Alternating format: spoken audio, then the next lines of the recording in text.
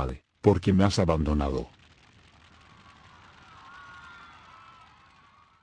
Horus, también conocido en vida como Lupercal por los astartes de su legión, los lobos lunares, fue uno de los 20 primarcas genéticamente diseñados y creados por el emperador de la humanidad a partir de la base de su propio ADN antes del comienzo de la Gran Cruzada para liderar a sus ejércitos del recién nacido Imperio del Hombre.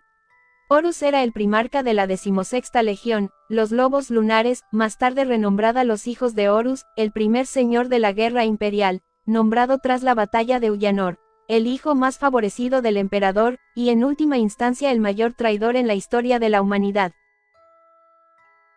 Pero Error-sama Horus solo fue una herramienta del plan maestro de Erebus y los dioses del caos. Entonces eso significa que Horus es una víctima, ¿no?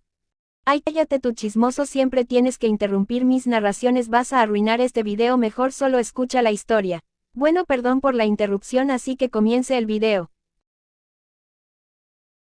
Creado como un organismo genéticamente diseñado por el emperador en un laboratorio genético imperial bajo los montes del Himalaya en Terra a finales del M30, Horus, junto a sus hermanos primarcas, fue lanzado a través de la Vía Láctea y de la disformidad por las maquinaciones de los poderes ruinosos del caos que los arrancaron del laboratorio del emperador. Se dice que fue en este momento cuando los dioses oscuros plantaron originalmente las semillas de la herejía en el joven primarca, susurrando oscuramente en su alma y tentándolo para su causa. La cápsula que llevaba al infante Horus se posó sobre el mundo minero de Ceteonia, el principal planeta de un sistema estelar a una distancia razonable de Terra a velocidad sublumínica. Un hombre tomó al futuro Horus, por entonces un bebé al que se conocería como Nerwi, sin nombre, en brazos y corrió lejos de los talladores de tuétano, en inglés, Marrow Tearers, que habían ido con cuchillos cerrados a la caverna del clan de este primer padre adoptivo del niño. Un padre que cayó herido y dejó al niño en el suelo para luchar con un puñal oxidado. Luchó pero murió y cayó mirando con incomprensión los brillantes ojos verde mar del muchacho. Ese fue el primer recuerdo del muchacho en Ceteonia, 1 de asesinato, 18. Su siguiente padre adoptivo fue Kagedan, señor supremo del clan de los rateros, en inglés, Ravers. Nerwi había sido capturado cuando era solo un bebé y torturado, y aunque deseaba unirse a sus compañeros de clan y resto de jóvenes que ya habían matado así ganado sus nombres de muerte, aullando en el círculo de la manada, no podía hacerlo. Él no tenía nombre de muerte, nunca había matado, y había un motivo para ello. La vida era barata en Ceteonia y la de Nerwi significaba menos que la de la mayoría. Se lo habían dicho desde que tenía memoria. Era el enano del clan, un monstruo de cicatrices, un superviviente de heridas a las que ningún niño podría sobrevivir en un cuerpo que ahora se negaba a crecer y desarrollarse como los demás. Algunos le llamaban maldición, un mutante abandonado por los espíritus malignos en el corazón de Ceteonia para atormentarles. Todos deseaban su muerte, pero el Señor Supremo lo había prohibido. Kagedan lo había encontrado colgado de un gancho en una cueva del matadero de los trituradores de cadáveres, en inglés, Corpse Grinders, un carnicero enmascarado con un delantal ensangrentado preparándolo para un escupitajo engrasado. Kagedan había destripado al hombre antes de levantar al niño del gancho y llevarlo de vuelta al territorio ratero. Nadie sabía por qué y nunca había dado una razón para salvar al infante de brillantes ojos verde mar. En la oscuridad, los ojos de todos eran de un azul apagado y enfermizo. Términos como biodiversidad eran desconocidos para los rateros, pero todo el mundo sabía que diferente significaba malo, significaba que eras un paria. Rechazado. Fueron muchos los días en que Nerwi deseó que el Señor Supremo lo hubiera dejado morir en ese gancho. Y fue el propio Kagedan quien lo había llamado así, Nerwi, un nombre sin sentido de la lengua muerta de los primeros mineros de Ceteonia. Un nombre que literalmente significaba sin nombre. Un nombre que según Kagedan, de esos pocos días en que se molestaba en hablar con Nerwi, le había dicho que era por protección del futuro. Nerwi replicó molesto que no necesitaba protección, y recibió un golpe de su padrastro que lo derribó y le aflojó los dientes diciendo, no dije que fuera para protegerte, y allí terminó el asunto del nombre hasta años después. En el territorio de los ratas profundas, en inglés, Deep Rats, un clan antiguo, al que le gustaba aferrarse al pasado, podía encontrarse lo que otros clanes consideraban cosas inútiles en huecos tallados en las paredes pintadas de sus cuevas, libros viejos, trozos de papel y cristales idénticos que no servían más que para munición de catapulta de mano. Todos los demás clanes se burlaban del ansia de este clan por conocer el pasado, pero a Nerwi lo atraía. Él hubiera dado cualquier cosa por saber de su pasado, de sus padres. Kagedan era lo más parecido a un padre que tenía, y el odio del Señor Supremo hacia él era palpable. El clan también lo odiaba. En el territorio de los ratas profundas Nerwi pudo ver un mural de la superficie del planeta y de los hombres que viajaban por las estrellas. Nerwi anhelaba ver contemplar algún día un campo de estrellas en lugar del aceite goteante y los techos de roca manchados de hollín que era todo lo que se veía cuando se miraba hacia arriba en la oscuridad total. Pero en esa época nadie salía a la superficie.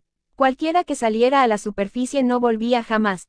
Pero la idea de que existiera algo más allá de la sórdida oscuridad de la superficie era un pensamiento que no desaparecía de la mente de Nerwi. Él imaginaba mundos de los cuentos antiguos con una claridad que quizás fueran fragmentos de su memoria y no solo imaginación.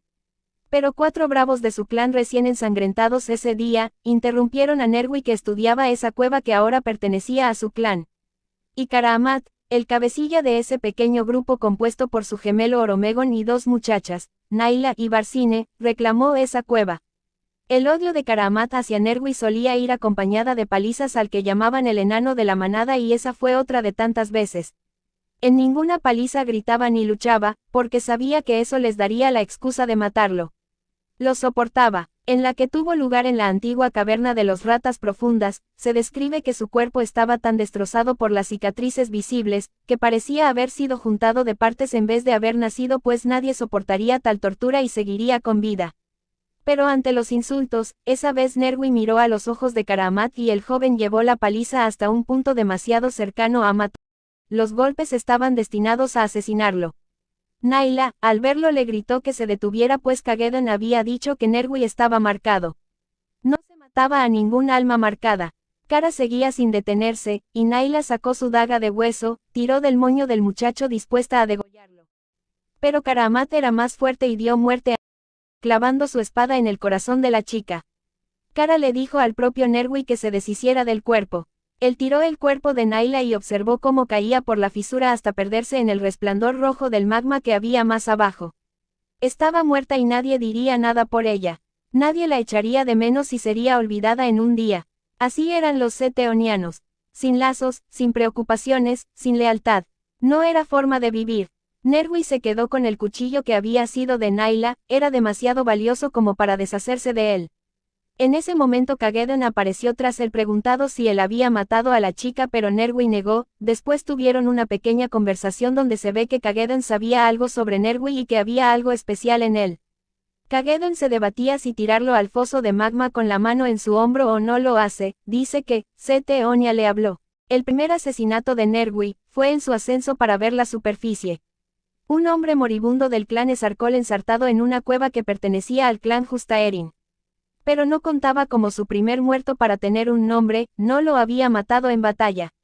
En la superficie descubrió cuán devastada y explotada estaba la superficie de Seteonia. Y allí tuvo un enfrentamiento con unos habitantes de Marte, aún no aliado con Terra. Fue descubierto y en un enfrentamiento obtuvo su primera muerte gracias a la daga de Naila. La herida en su hombro ya se estaba curando cuando tomó el rifle del muerto. Pero había más y por más que les disparaba, no podía alcanzarlos. Dándose por muerto, aunque pensaba seguir luchando hasta estarlo, sacó las 2 monedas de espejo del cordón que llevaba colgado al cuello que Kagedan le había dado, diciendo que procedían de los ojos de su padre adoptivo, y levantó el cordón por encima de su cabeza y se las mostró a los que pensó que serían sus asesinos. Cuando me matéis, ponedlas sobre mis ojos, dijo Nerwi, pero cuando las monedas retorcidas captaron la luz del sol azul, la figura de la túnica que tenía un escudo y parecía el líder emitió una orden y los altos jinetes bajaron sus armas. Ante el asombro de Nerwi, se dieron la vuelta lentamente y se alejaron. La figura le hizo señas, Nerwi negó y aunque éste volvió a repetir las señas, Nerwi ya no dudó, se dio la vuelta y echó a correr sin mirar atrás. Regresó con Kagedan y le mostró el arma. Pero Nerwi no obtuvo lo que pensaba, pues el Señor Supremo le dijo que no había matado a un hombre sino a una máquina, y que no iba a darle un nombre de sangre, que lo único que había conseguido era traer la muerte a todos. Y tras eso, le dio un revés en la cara que lo hizo caer sobre una rodilla. Antes eso hubiera bastado para mantenerlo en el suelo avergonzado, pero el derramamiento de sangre había cambiado a Nerwi.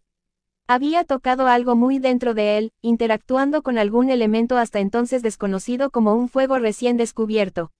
Los habitantes de Marte que saqueaban la superficie de Ceteonia estaban bajando y la cueva temblaba. Kagedon se dio cuenta del cambio interior de Nerwi por la forma en que lo miraba y le dijo que se ganase su nombre de asesino con él y Nerwi lo apuñaló en el corazón. En ese momento llegaron con un taladro la gente de Marte y Kagedon cayó de rodillas moribundo. Y entonces recibió su nombre, susurrado a su oído, una palabra. Ya no era Nerwi, ahora sabía quién era y eso lo conectó con el conocimiento en su interior, visiones de una galaxia hostil de 1.000 millones de mundos e incontables civilizaciones. En su corazón se encontraba la antigua cuna de la humanidad, un mundo cansado de guerras gobernado por un señor dorado que sentaba su solitaria vigilia en lo alto de una elevada torre situada entre cumbres nevadas en el techo del mundo.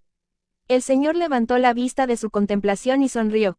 Con 3 palabras, ha llegado la hora, que eran las palabras claves para despertar el poder dormido en su interior. Genes dormidos durante mucho tiempo despertaron y comenzaron su milagrosa labor, rehaciéndolo en un agonizante renacimiento donde cada célula de su cuerpo se desgarraba para rehacerlo como siempre debió ser. Y cuando los habitantes de Marte llegaron a por él, por lo que antes era un niño deformado por las torturas siendo un bebé, se encontraron con el recién transformado Horus. Soldado, si este video ha sido de tu agrado, alístate en nuestras filas y suscríbete. Solo así podremos alcanzar la gloria de los 500 suscriptores y forjar el regimiento más grande de todo YouTube. Recuerda, esta es solo la primera batalla, pues pronto llegará la segunda parte. Si deseas presenciarla y mantenerte firme en la causa, únete ahora al canal y honra al emperador con tu suscripción. Así que gracias y nos veremos pronto, Chayito.